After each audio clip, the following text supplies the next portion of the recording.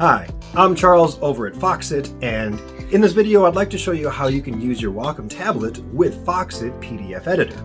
Personally, I'm a fan of the Wacom Intuos. It's probably my favorite tablet. I've been using a tablet for a really long time. This replaced the mouse for me. I don't ever use a mouse anymore. It's always on a tablet. And I'm not really crazy artistic. I actually use this for everything that you would normally use a mouse for. It's just so much quicker to move across the screen, to find the things that I want. It took me like a few hours, I think, the first time I ever got one to get used to it.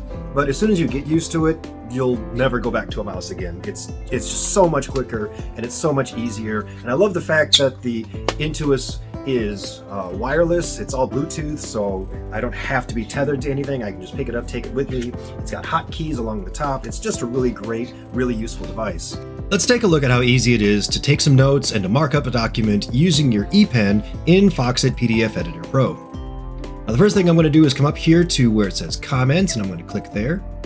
And here are all of my markup tools. Let's start with the pencil. Now, as soon as I click on the pencil, here on the right-hand side, we can see this panel opens up, which gives me all of my pencil options, where I can choose the width of the pencil, the color. I have a whole bunch of colors here I can choose from. If I don't like any of these preset widths, I can use this to create my own custom width. And I can also change the opacity on it if I don't want it to be solid. If I want it to be somewhat see-through, I can change it right here. So I'm just going to use something kind of standard. And I'm going to come over here and I'm going to start marking up my document. Now, what's really nice is the pen tool is pressure sensitive. So let me go with something a little bit thicker and you can really see what I'm talking about. So the width of the pen stroke will change depending on how hard I press. The harder I press, the thicker it gets. If I want to delete any of these marks, I just come up here to my selection tool. I select right here, select annotation, and then I just click or select, and I hit the delete key. Another way to remove some of the markings that you've made is right here, the eraser tool. I can just click on that and erase it just like that. Okay, aside from the pencil tool and the eraser tool, there's also a drawing tool. Now, if I click the little down arrow for drawing, you're going to see I have a lot of pre-made shapes. I have a rectangle, an oval, and a polygon. I even have a cloud shape and a couple of arrows and lines. And these are great if you're using them to organize your notes.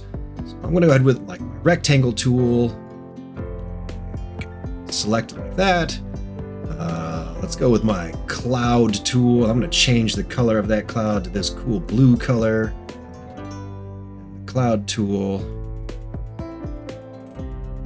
I can select it and I can move it around. I can change its shape. And I can also change its fill and its opacity right over here to whichever of these I want to use. Let's take a look at some of these arrows. Oh, that's what I'm trying to do. And I even have a couple of options here for the colors. One truly unique note-taking tool is only available if you're using a tablet with an ePen, and that's here in the notes. So I'm going to click on that, and I'm going to click anywhere to leave myself a note. So everything's working the way it normally does, except Foxit recognizes that I'm using a tablet and an ePen, so it has brought up this handwriting recognition tool. So now I can write instead of typing.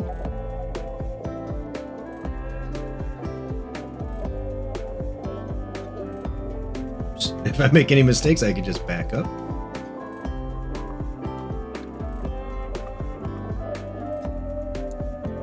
And you can see, even with my really messy handwriting, Foxit did not care. It was able to take my chicken scratches and turn them into actual text. And if you're thinking, well, that works great on a PDF, but what if your PDF is a scan or an image, something like this JPEG here?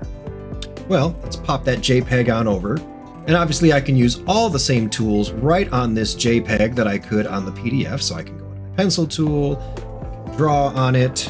I can actually use it to answer questions, point to things, underline, whatever it is that I need to take notes on. But I can also come up here to convert, and I can select recognize text. We're going to do that to the current file, and it's going to go through, and we're going to go make sure our language is selected, English, there we go. We decide if we want this to be just searchable image text, or if we want to actually be able to edit this text. I'm going to go ahead with editable text. Now that it's editable, I can come back to my comments and I can use tools like the highlighting tools and my text selection tools, because now all of this text is selectable and editable. Other useful tools that are just made easier when we're using a tablet are things like the underline tool and the strikeout tool. Even things like the callout are just made easier when we're using a tablet.